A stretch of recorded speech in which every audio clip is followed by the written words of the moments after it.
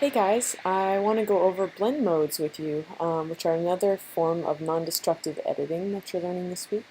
So blend modes are generally something that affects the transparency of your layer.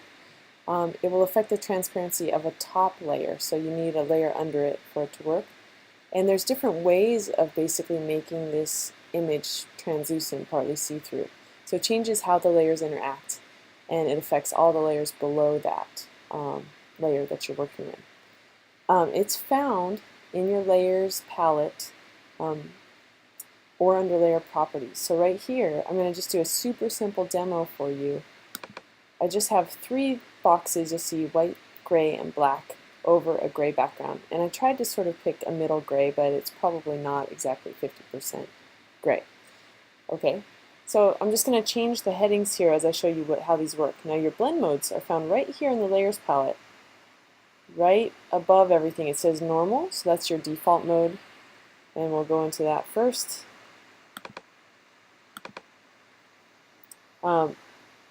Generally they're grouped. You'll see this little line between groups, and all of the blend modes in these groups sort of operate similarly. So there's a reason they're grouped again with Photoshop. So I'm going to show you kind of a basic one in a few of the top categories, and then you can play more with these like more funky categories later. But I'll explain how they work, and if you kind of understand just generally how one of these works in a category, you'll know how the rest of them around it work to differing degrees. Okay, so we're on normal blend mode right now, which just means the layer is 100% opaque. You'll see I also have layer opacity here, so I'm just leaving that. I'm only messing with the blend mode for the most part. There's one where I'll mess with that and the blend mode to show it to you. Okay. So normal, layer is 100% opaque, and the colors and values appear as they were originally intended. Sorry, it's supposed to be a D. Okay, now I'm going to go ahead and show you another blend mode. We're going to do dissolve, so that's the one up here. Notice my squares are active. If I go to dissolve, nothing's going to look like it changed. This is the one I have to mess with opacity to show you. If I turn opacity down, you'll see it's actually doing what it sounds like it will do. It will dissolve. Okay? And in the picture I show you in a second, we'll actually move the layer too to see that effect. Okay? Multiply. Okay? Multiply will generally darken the image.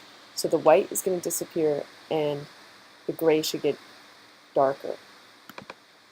So there you have it. So we have these squares and they are on multiply right now, so they got darker. Okay? If I change this to screen, generally the black's going to disappear and the gray should get lighter. So we'll go to screen. There you go. And with overlay, usually when you use overlay on a picture, the gray should disappear and it should add contrast, meaning more difference between your whites and blacks. Now, this didn't completely disappear because my gray wasn't 50% gray. And I've always been surprised when the black doesn't actually turn, like stay black here. But let me show you what this does on an actual picture. Okay, this is a photo of my daughter that I took. So this is an example, right? And what I've done is I made a copy of the bottom layer. So let me delete it and I'll just show you how I did that. Okay.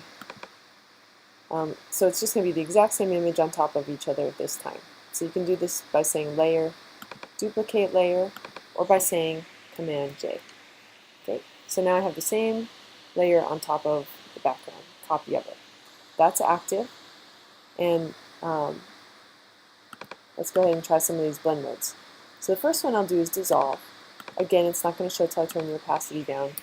And with this one, I actually have to also move the picture a little. So I'm going to grab my move tool and either just click and drag it, or you can arrow it slightly, which is nudging it. And you'll see you're getting kind of an artistic effect, even especially if it's just a little bit off the original. It looks a little like stained glass.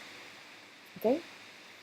Let me go ahead and grab my history, and I'll just go to where I changed the blend mode. And we'll go to the next one. Okay, now we're going to try multiply. So we want this 100% opaque, and we'll just say multiply. Notice everything got darker.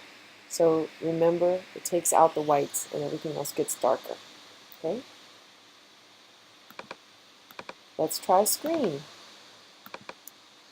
There we go. Screen gets rid of the blacks and everything gets lighter. Okay, now I'm going to try overlay. We'll do this, overlay, change this, and you'll see the contrast increases. And it's a non-destructive blend mode, so it hasn't changed the background image at all. It's only changing how this top one blends with it, so it's a copy of the layer. Now you can also, let's try some funky edits down at the bottom. These have to do with a few different things. These are different methods for working with the colors, and so are these.